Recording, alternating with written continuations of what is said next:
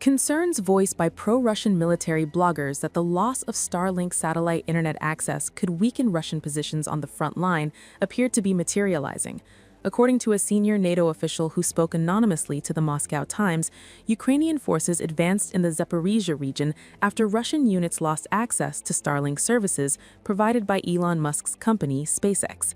The NATO representative did not specify to what extent Ukraine's recent battlefield gains were directly caused by the disruption of Starlink connectivity. However, he stated that without this communication system, Russia has faced serious challenges in operational command and control. He added that any alternative communication solution proposed by Russia would likely be less effective.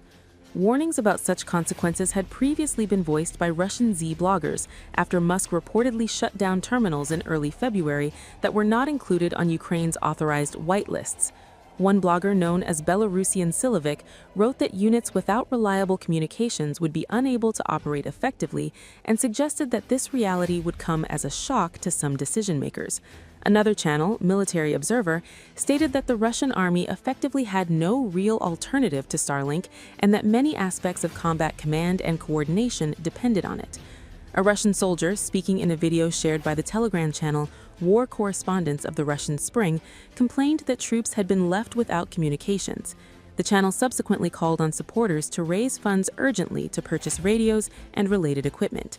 According to these sources, command and control difficulties have emerged on multiple sections of the front, with soldiers requesting assistance in acquiring radio bridges and radio stations.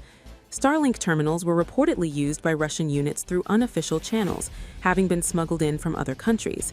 Some were configured to function because they were technically registered in Ukraine, including in occupied territories. During the administration of U.S. President Joe Biden, the Pentagon held discussions with SpaceX about disabling terminals used by Russian forces.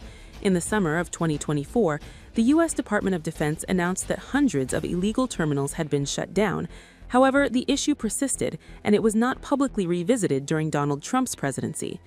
After being appointed Ukraine's Minister of Defense in January, Mikhailo Fedorov, who previously served as Minister of Digital Transformation, reportedly requested that SpaceX disable Russian-linked terminals that were not officially registered in Ukraine.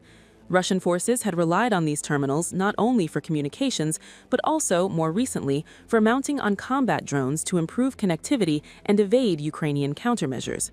Following the shutdown, Ukrainian military reports indicated a noticeable decline in Russian combat activity.